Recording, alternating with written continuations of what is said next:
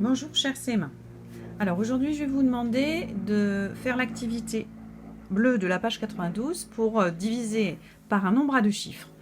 En l'occurrence dans l'activité on vous demande de diviser 4615 $ par 28 élèves pour trouver le nombre de billets obtenus par chaque élève et le reste car il y aura un reste.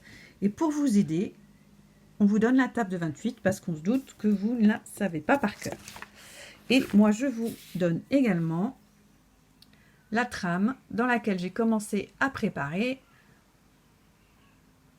mon nombre de 4615, donc au dividende, et mon nombre 28 au diviseur.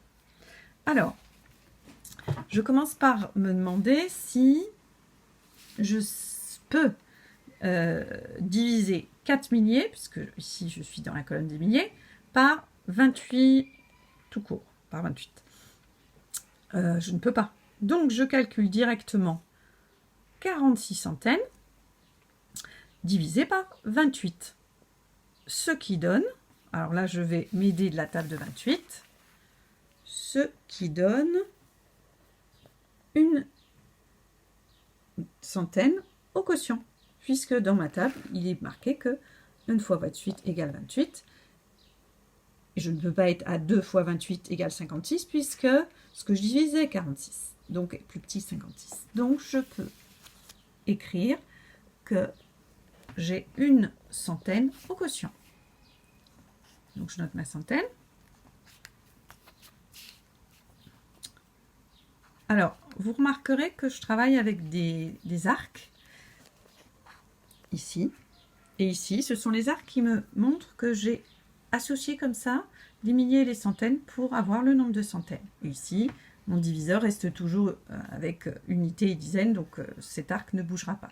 Et ces arcs vont m'aider à m'y retrouver dans les regroupements que je vais devoir faire dans ma division.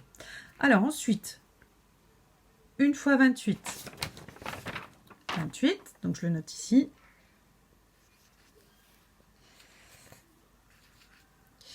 Je fais ma soustraction, donc 6 moins 8, je suis obligée de mettre une retenue que je reporte dans la colonne des dizaines, puisque là on est en train de soustraire 46 moins 28.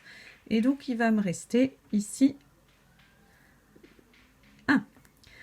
Alors j'ai donc à nouveau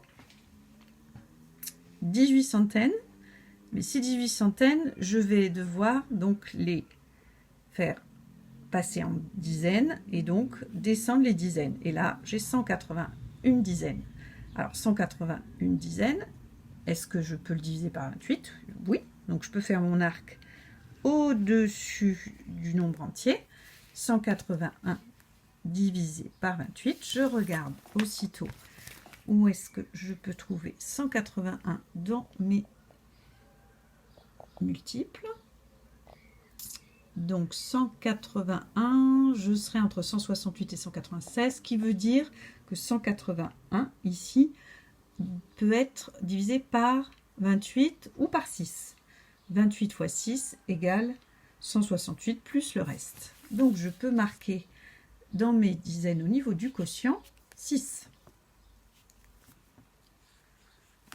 6 fois 28, donc je me souviens, 6 fois 28 égale 168. Donc ici, je vais écrire mes 168. Résultat de mes 6 fois 28. Donc 168.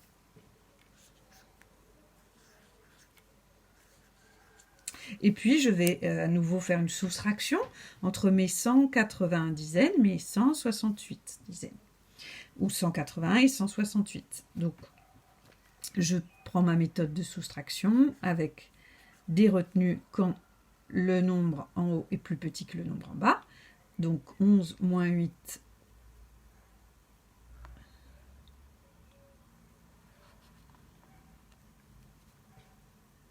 je vais arriver ensuite à 8 moins 7 et 1 moins 1. Oh. Je vais descendre maintenant le 5, donc les unités. Hein. Là, je vous rappelle, dizaines, unités, on est classique. Donc, on va devoir diviser 135, je mets mon arc, par 28. 135 135 divisé par 28. Donc il faut que je regarde ma table de 28. Où est-ce que je peux retrouver un 135? Alors ça ne sera pas précisément 135, mais ce sera dans ma table, la table qui est plus petite que 135 au niveau de son produit, son résultat si vous voulez. Alors je vais directement vers le 112, puisqu'ensuite